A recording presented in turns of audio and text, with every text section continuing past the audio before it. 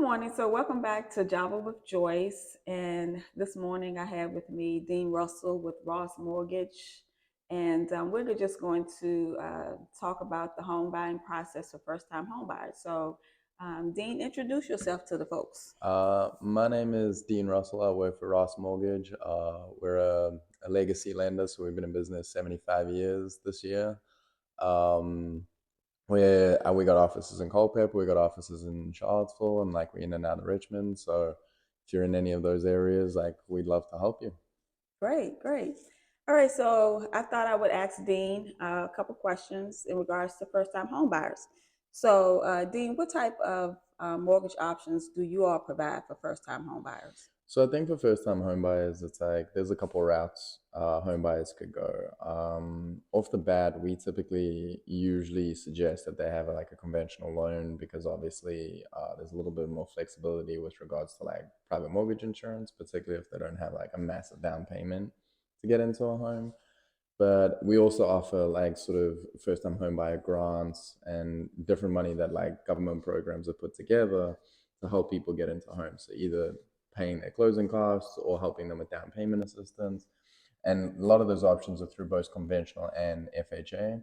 And then if you're in a rural area, you could get a home for 0% down through the USDA. Okay, great, great. I know there may be some first-time home buyers that may have a question about the pre-approval and pre-qualification process. Can you explain a little bit about the differences between those two? Sure. So I think if you looked at like a pre-qualification process, we'll start there. Okay. Pre-qualification process is basically the best way I could describe it is like you put your information into a system and they Mhm. spit out a result, right? So it's like you're basically telling me you make X amount of money a month.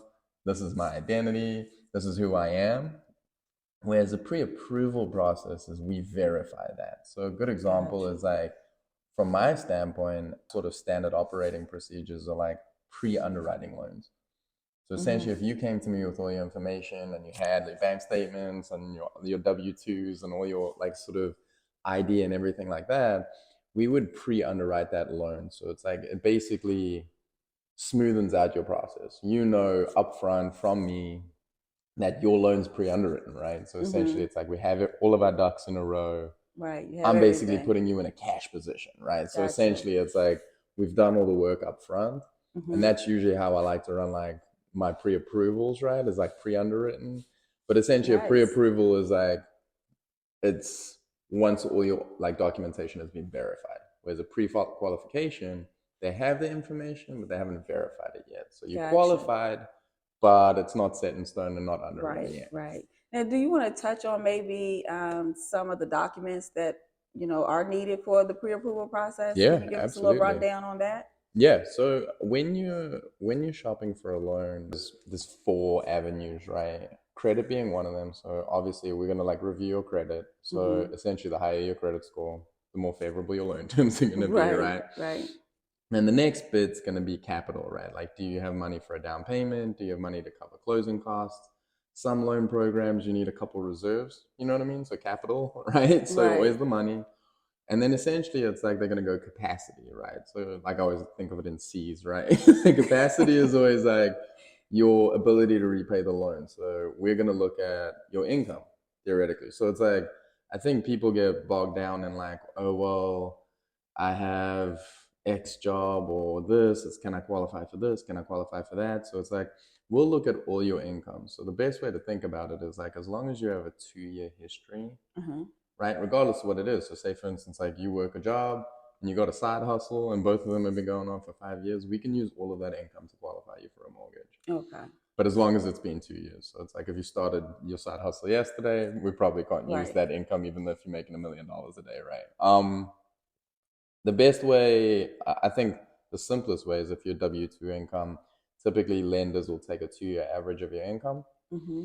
And a good sort of, I suppose, like benchmark to look at is like, we'll look at 40% of your total debt position is kind of what you qualify for a mortgage. So theoretically, they're going to take your total income that we can qualify you for, subtract your monthly debt. So if you've got a credit card or a car payment and things like Hmm. that, and essentially whatever that number is, they'll qualify your housing expense is 40% of that number.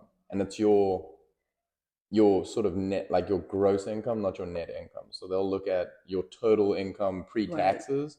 That's what they'll qualify you on, not your sort of take-home pay, if that makes sense. Okay. All right. Well, we appreciate that, Dean. And how can folks, contact you if they would like more information or just want to have a conversation and ask some questions? So you can find me on social, Millennial Mortgage Advice on Instagram. You can look me up on Facebook. I also accept carrier pigeons and stuff in the mail. So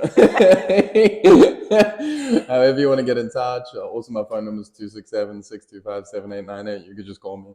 Great, great, great. Well, again, thank you for joining Java with Joyce. And this is Joyce Washington with Keller Williams Alliance. And until next time, have a blessed day.